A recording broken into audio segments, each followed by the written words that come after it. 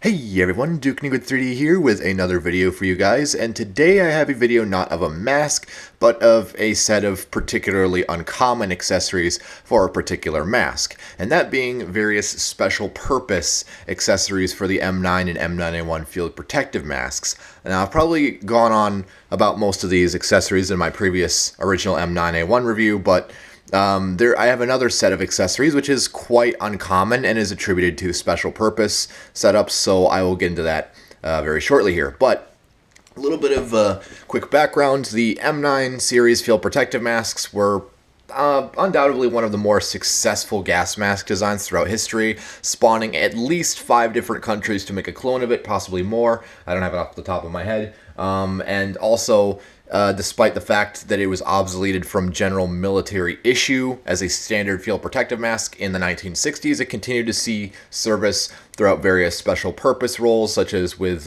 rocket refuelers and plutonium. Like, in fact, the Hanford plutonium plants continued to use these masks supposedly well into the 2000s, and also the most undoubtedly notable feature of the military use of this mask was for EOD equipment and the toxicological agents protective ensemble, which lasted well into the 1990s and possibly even until the 2000s, but I highly doubt that, but I don't know for sure. Anyhow, there are several distinguishing features that regard a special purpose issued M9 from a standard one. Again, no difference in the facepiece, it's all in the accessories. And the first one here, obviously, is the carrier. This is a standard normal M11 carrier, but as you can see, it is marked Mask Chemical Biological Special Purpose M9A1. These carriers are exceedingly rare to find. I don't know exactly how widely these were issued. I would think the logical step would be to take an unissued M9A1, mark out the original markings on the carrier and write special purpose on it. That's probably what they did to some degree, but I haven't actually seen any evidence of them doing that. And I have not seen a whole lot of evidence of these carriers being issued. They would not be pre-packaged or recanned with the original M9s. They would simply take off-the-shelf unissued M9s out of their cans and swap the carriers out with this one. What they would do with the original carriers, I am not entirely sure. They probably sent them to the surplus market. I know a lot of law enforcement issued M17s got black dyed M11 carriers. That's one possible one possible place where the excess carriers could have gone, but other than that, there's a whole lot of mystery regarding these carriers. They are, aside from the markings, they are not dissimilar in construction and materials from the original M9 carriers.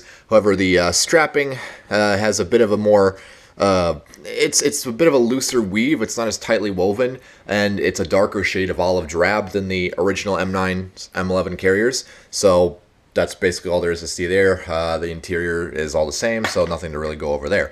The filter, these M11 filters, which would have been issued when older stocks of the gray M11 canisters were beginning to get expired, these were produced by MSA as a stopgap to sort of continue usage of the M91 with these special purpose ensembles.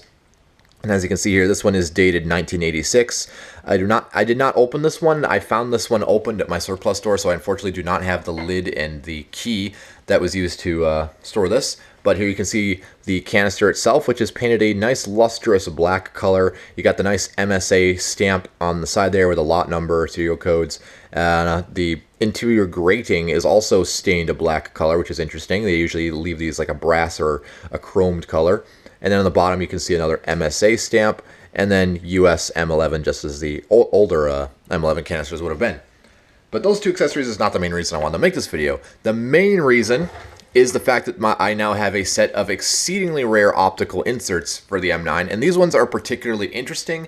These are the first of this particular type that I've actually seen before, and in fact I only know about one photograph where these are actually in use. And so the M9A1, it did have optical insert capabilities, but for the most part, they just recycled the older World War II optical inserts, which were, they weren't connected by a spring or of any sort, and they were two separate inserts with perfectly circular eyepieces that sat much more inwards into the facepiece because they were directly attached to the frame and not hinged on a spring, whereas the M17 type did that, where they had a spring connecting the two frames, and so on and so forth. But these ones are interesting because they are basically the same as a set of M17 optical inserts, but the frames are arranged so that they would fit inside an M9A1.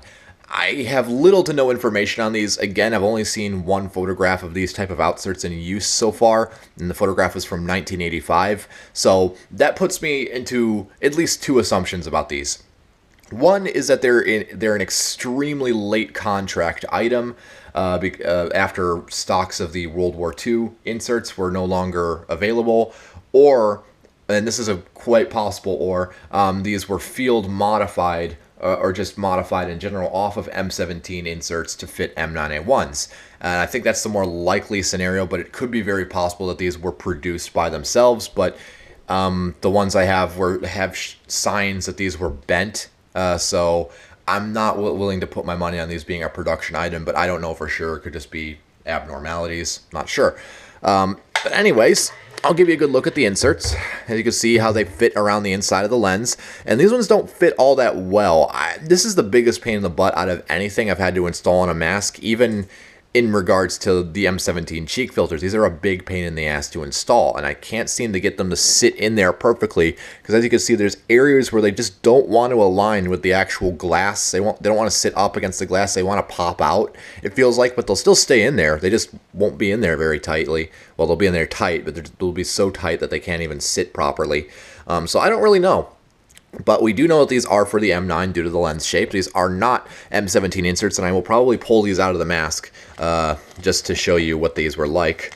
And I unfortunately do not have a pair of M17 optical inserts to compare, because this is actually the first pair of optical inserts I've ever bought for a pair of mask, just due to its rarity. Looking on the interior, you can see where the frames do not fully seat inside of the eyepieces. They sort of jut out a little bit onto the following rubber. They don't line up very perfectly. I'm not sure if this is how they were always like, but mine are like this, unfortunately. You can see the wire spring, which bridges the gap between the two eyepieces. And you have two little set screws here, which would allow you to adjust the angle of the lenses. However, mine are loose, and I do not have an eyeglass screwdriver on hand, so these can pretty much swivel as they please. Unfortunately, I'm not sure if that's something that these were supposed to do. I doubt that they are. I think you're just supposed to set these at the proper settings. Obviously, maybe you'd have them pre-loosened when you fit the inserts in the mask, and then tighten them down when they're at the correct angle for you. But yeah, I do not have an eyeglass screwdriver, so I can't adjust those. So, and you can see the little plastic tipped little arms, which allow you to pinch the frames together and hopefully better insert them inside the frames, but it does not work all that well. You can pop the frames out there and help. I'm going to remove these from the face piece here so I can show them off better. Get that one out. It's easier to pull them off from the top frame, because that's where they're the least connected. This is where they're the least likely to seal around the eyepiece is on that top frame. And also this plastic little sleeve is coming off, so I'm going to push that back on, maybe heat sink it so won't slip off again. But anyways, here you can see the inserts. Again, they're just swiveling frames that fit around the inside of the eyepieces, and you can see how they are triangular over the M17, which has a more rounded acorn shape to the bottom. As you can see, these have flat sides, so these are obviously designed for triangular eyepieces. But the interesting thing is when you pinch them together, they don't make that perfectly triangular shape. They're a little bit lopsided, to say the least. So that could be partly due to the reason why these don't fit so well. I don't know if that's how they're originally supposed to be. I do know that no other mask could be able to fit an eyepiece this shape except for the M9, and I've actually tried these on other triangular lensed masks like the M2A1 service mask, and these do not fit in them very well. So I can only assume that these were designed with the M9A1 with intentions.